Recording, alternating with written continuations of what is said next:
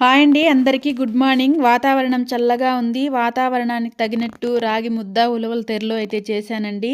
Comment కూడా చేశారు, ఉలవల తెరలో సంగటి చేయక్క అనేసి. ఉలవల తెరలు లాంగ్ వీడియో అయితే మన ఛానల్లో అప్లోడ్ చేశాను, వెళ్ళి చూడండి. మాకు రోజులో ఒక్క పూటైనా సంగటి లేకపోతే అసలు పొద్దుపోదండి. ఇప్పుడు సంగటి కోసం 1/2 కిలో బియ్యం అయితే తీసుకొని 3-4 సార్లు కడిగి అయితే పెట్టుకున్నానండి. మన బియ్యం పైన మన వేళ్ళు మునిగే మాత్రం నీళ్ళైతే ఉండాలండి. ఇది పర్ఫెక్ట్ కొలత.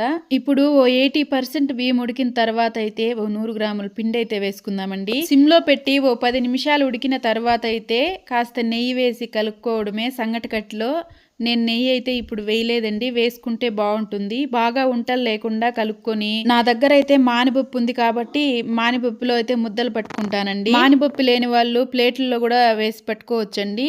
1/2 కేజీ బియ్యం 100 గ్రాముల పిండికి 4 ముద్దల సంగటి అయితే అయిందండి. ఈ వీడియో నచ్చితే లైక్, షేర్ అండ్ సబ్స్క్రైబ్.